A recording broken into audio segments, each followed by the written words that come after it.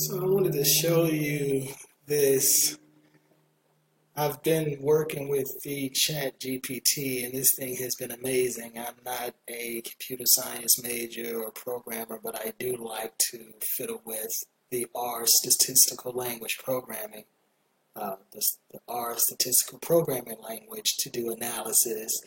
I came across R in my master's program back in 2021 at the University of North Carolina, Greensboro, and I've since have just fell in love with working with it in my spare time.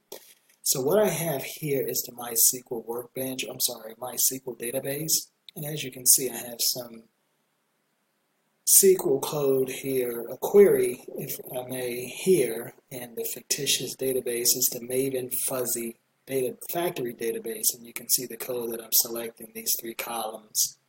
Count by session from the web sessions table, right?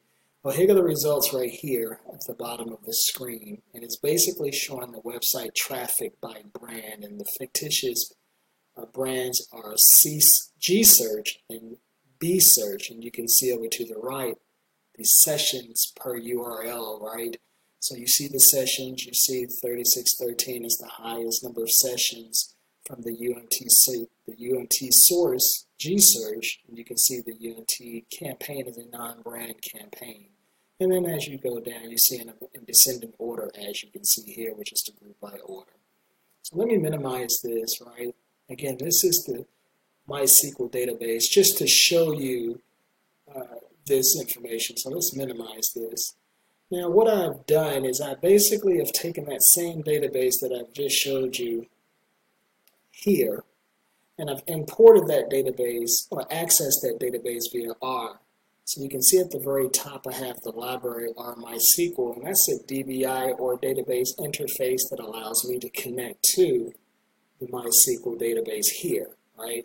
The reason I wanted to do this because if you notice over to the right, I'm able to do visualizations within R. So you can see here I have the non-brand and the brand, and of course you can see that the non-brand, which is this right here, the G-Search non-brand HTTPS, with the 3613 session totals, you can see this is the chart here, right?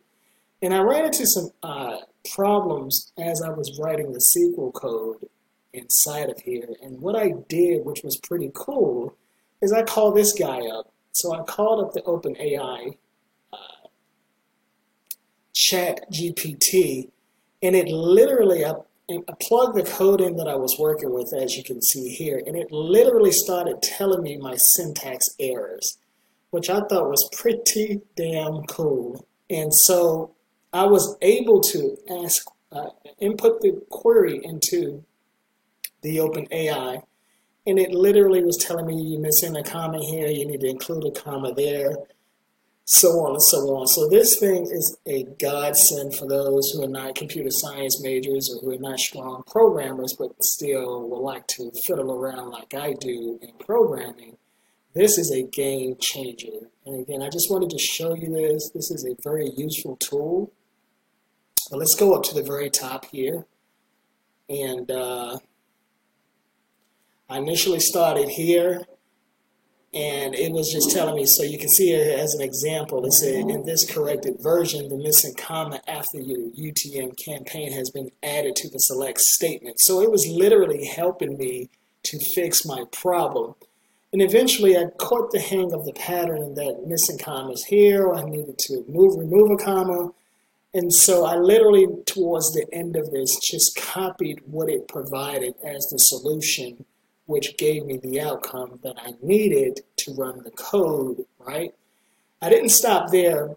I then wanted to plot this plot over to your right. You can see website sessions by UTM source. I can't read the rest of that because my videographer or the screencast is actually blocking there. I can see campaign. I can't see the rest of that title. But anyway, I then wanted to plot this with Plotly, right? So Plotly you can see here, and it's giving us the total 3613. I then first I asked for ggplot, but I didn't like the way ggplot looked, right? So if I ran this here,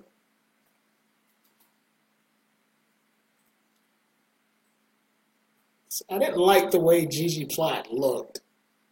It looked like it did, I forget the type of chart that you call, a facet, I believe, and that is giving you multiple charts because NAs are also found within the data. I can show you that here. You can see DNA is also listed in the UNT source, so it was counting that as well. So I didn't like the look of that. I wanted to try Plotly, so then what I did was ask the AI chat GPT to plot this as a Plotly. So you can see it gave me, created Plotly bar chart. It provided the code for that. So then what I did is I input that code here at the bottom, and then I ran it again as a Plotly versus a ggplot. So basically ggplot and Plotly are both just visualizations, graphing software. So then I ran Plotly, and you can see now that my chart has changed from what it was previously, ggplot, back to what I had initially, which was Plot. Again, just wanted to show you this. My name is Lindsay Austin. Thanks a lot.